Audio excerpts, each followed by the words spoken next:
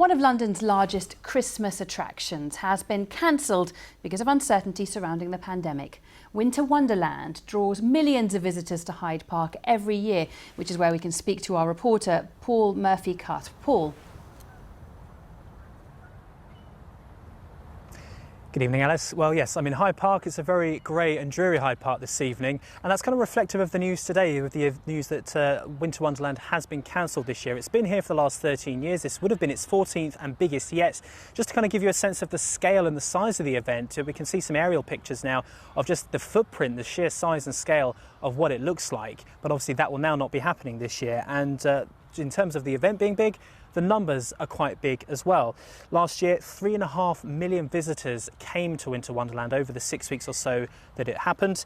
And then when you put in the boost as well of £100 million for the local economy, not just for the boroughs, but also for Oxford Street, Regent Street, and the high-end department stores down the road in Knightsbridge. And then a big event need lots of staff. 6,000 seasonal staff were employed last year. Those jobs, of course, won't be happening this year, and that includes bar staff, stewards, people that run the attractions, as well as the people that put the event up and take it down at the end. Now, it's a very critical time for London, just coming out of lockdown, and recovery is slow. Earlier, I spoke to a leading West End business leader for their reaction.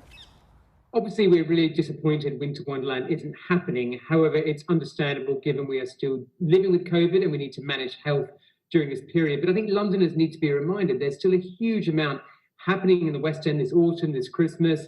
Some of the theatres are opening, the galleries, the attractions, the Royal Academy with the summer exhibition, and of course the retail and restaurants. So I hope that won't deter too many Londoners, because quite frankly, if Londoners don't start coming back into the West End, there won't be a West End to come back to next Christmas. Paul, what have organisers had to say?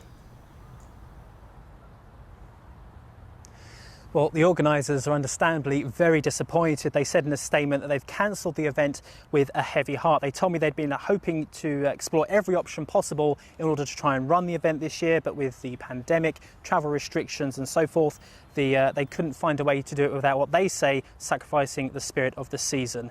Now, of course, it is only autumn now and winter is on its way, and London does have a lot of Christmas events every year, even including the smaller ones, but it remains to be seen for now whether any of those are also going to be victim of COVID. Paul, thank you.